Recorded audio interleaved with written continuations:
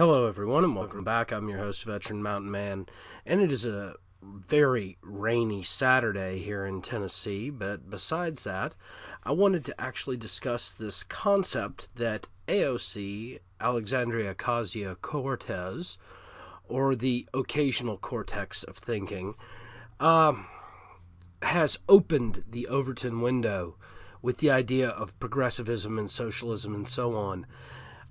This is, honestly, it's a fallacy. And I'll give you some examples. So, for the past 6 years, the Democrat Party has been absolutely anti-charter schools. One of the reasons they are absolutely anti-charter schools is it breaks their control of the education system, which is one of the parts of the program that Karl Marx dictated you had to have control of in order to create your new utopian society of socialism.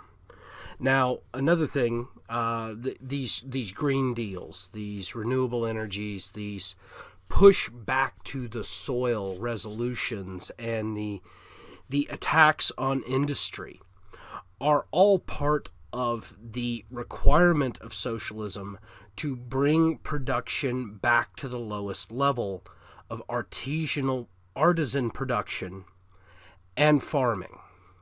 See, part of Karl Marx's entire program was to restore society back to an agricultural society.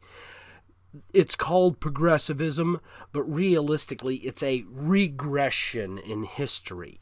And that is because when you take everybody from an industrial society and return them to an agricultural society, which a industrial society is a post-agricultural society in that situation, you actually reduce production, you actually reduce population, and realistically people starve. It was something that they found out in Russia. It's something that they found out in Cuba. It's something that they've found out in Venezuela, China, Laos. Every time that step of the implementation has been fully realized, people start starving. And the reason is fairly simple. See, industrialization and automation and the creation of new technologies to aid in production actually allow you to produce more for less.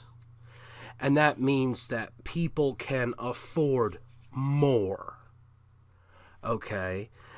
When you can't afford as much, you tend not to purchase as much. It's one of the reasons socialist economies don't have the luxuries that you see in open market capitalistic societies. Truth be told, the United States hasn't had a truly open market in a long time.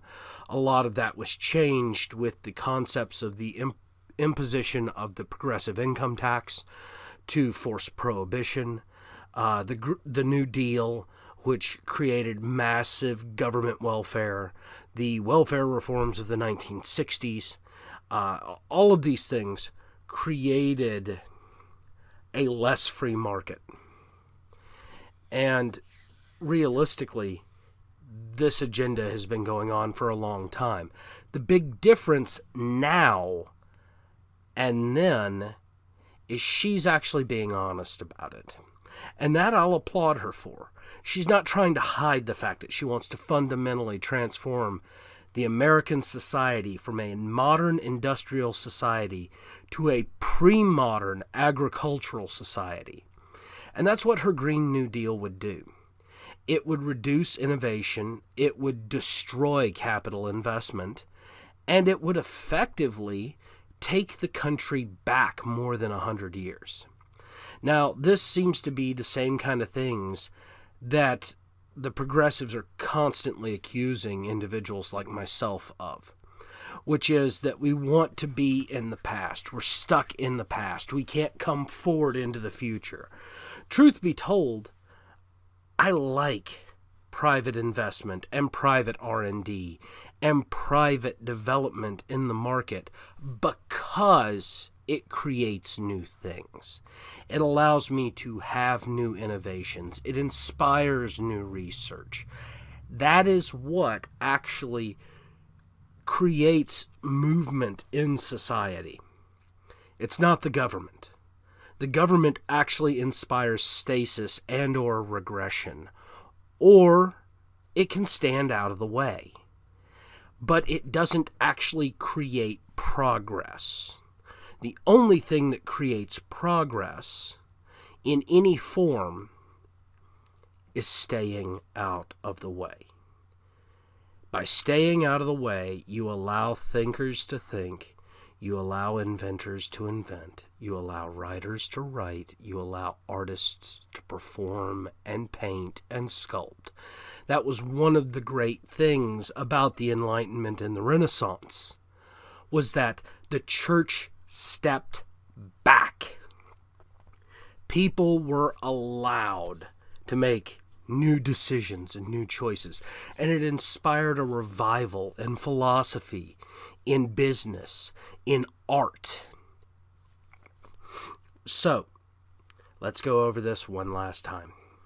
Government control, stasis or regression. Government steps out, expansion of ideas, philosophies, and life.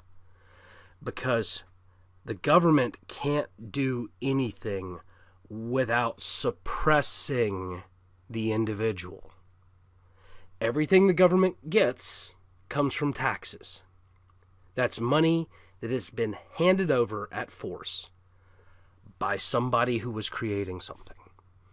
If you force that person to hand over more money, it will inspire them to make less money. It's a simple proposition. Well, I want to thank you all again for joining me. Please don't forget to like and subscribe, or thumbs up and subscribe if you're over on BitChute. Don't forget, I am on BitChute. If you're a YouTube follower or a Twitter follower or a Gab follower and you haven't subscribed to me over on BitChute and you're on BitChute, please come over, subscribe, hit the thumbs up button, hit the notification button. Help me grow my BitChute sponsorship. Also, if you're following me on one social media platform and you're on others, please come on over to the other social media platforms that I'm on and actually support me there as well. It really does help to keep my voice open and available. And as always, have yourself a beautiful day.